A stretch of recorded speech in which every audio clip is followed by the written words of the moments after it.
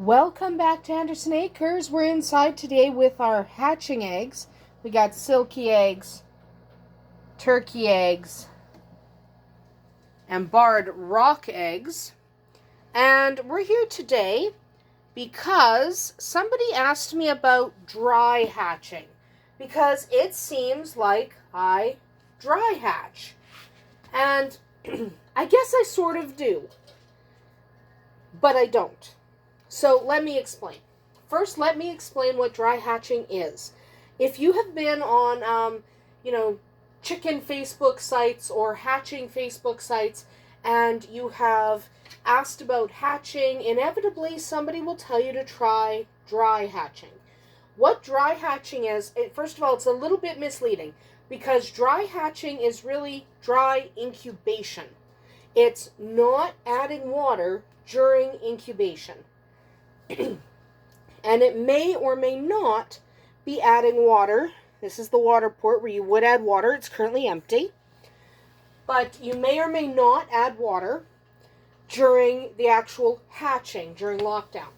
So astute viewers may have noticed that I really don't add water.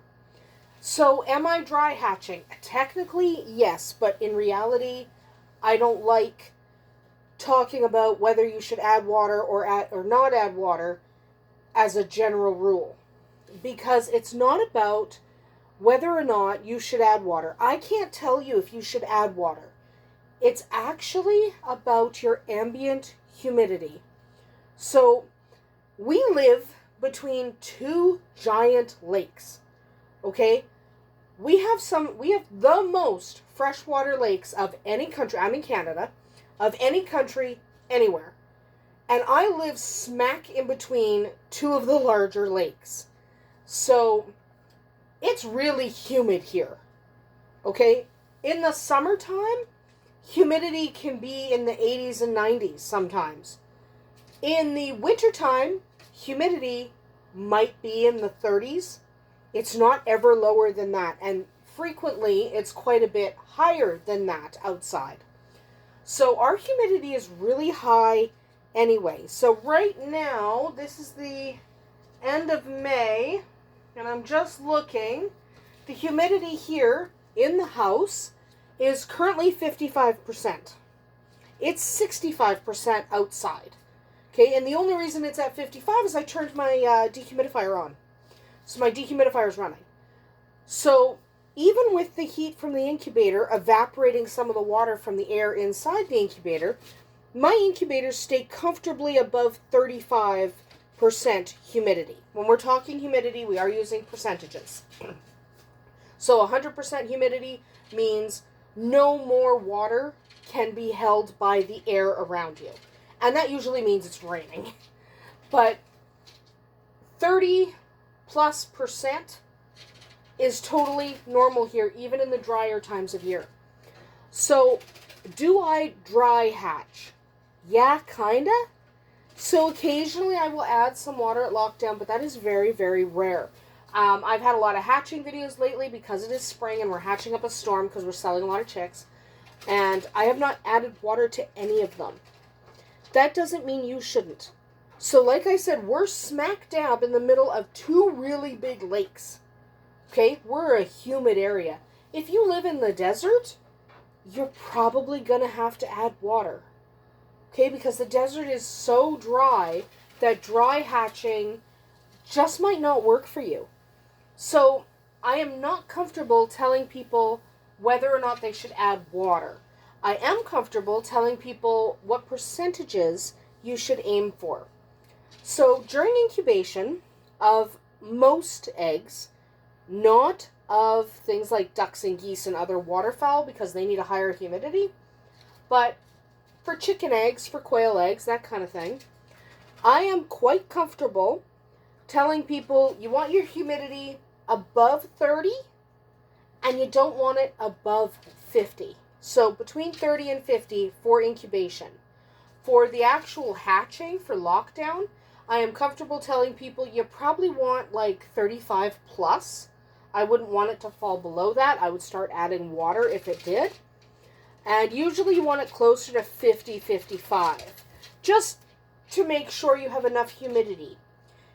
If your humidity is too high during incubation, when the chicks pip, when they burst through internally pip, I should say, when they burst through from where they are in the egg into the air sac that's at the tip of this egg, there's an air sac here, because this is the fat end of the egg, that chick will pip into that eggshell, into that air sac. And when he pips into that air sac, if there's fluid in there, he's going to drown, because he's pipping through there so he can breathe air. So if your humidity was too high during incubation, they'll drown. If your humidity was like in the teens, that's way too low, and there won't be enough moisture in the egg for that chick to turn and successfully hatch. He'll start drying out. He'll even end up shrink-wrapped. Shrink-wrapped is exactly what it sounds like. The membrane inside the egg literally shrink-wraps to that chick. And unless you catch it really, really fast and get them out of that shell, it usually is fatal.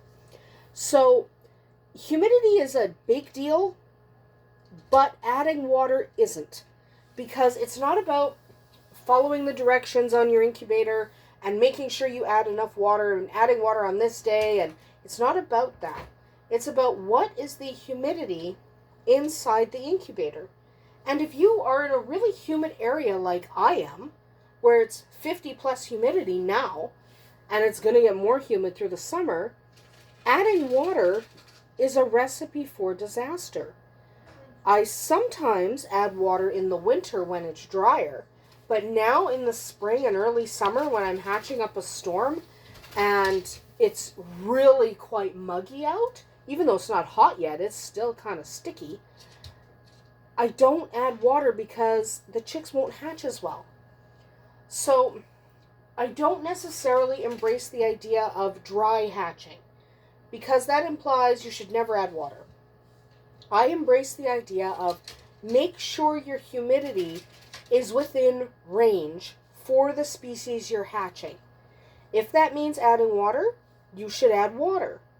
If that means you're not going to add water because your humidity is already freaking high, then that's what you do. You don't add water. And sometimes, like I'm running my dehumidifier right now because I need to get the humidity down. So I like to run my humidity under 40, like 30 to 40, in that range during incubation. So right now I'm trying to get my humidity to come down because it's a little bit too high for what I like anyway for incubating. So it's not about whether you should dry hatch or not. You should aim for a certain range for incubation. And then for hatching, that range is a little bit higher. So once you hit lockdown, you raise that a little bit, but not by a ton. So you don't ever want to have like 75 plus in your incubator for hatching, because that is too much even for hatching. Even for something like a duck. You don't want it that high. You want to manage your humidity by monitoring your humidity and adding water or running a dehumidifier or doing nothing as needed. So it's an as needed thing, the humidity. Adding water should only be done if you have to, and you might even consider running a dehumidifier or adding dry sponges to your incubator if your humidity is really high. If you have a naturally high humidity and you're just throwing water into your incubator, you're going to have less success than you otherwise would. So instead of focusing on people who are pro-dry hatching or against dry hatching or whatever, focus on the humidity itself. What is the humidity? And you might notice that through the year, you have to add water sometimes in the year and you don't add water other times because humidities fluctuate as the seasons change. So be ready to do that. The best way to monitor your humidity is to throw a hygrometer in there. Actually monitor the actual humidity.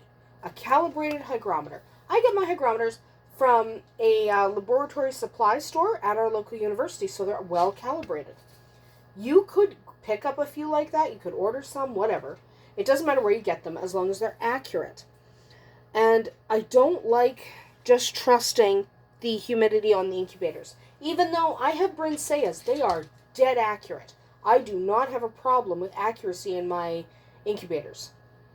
But, just like I monitor temperature, I monitor humidity, just to make sure I'm not going awry there.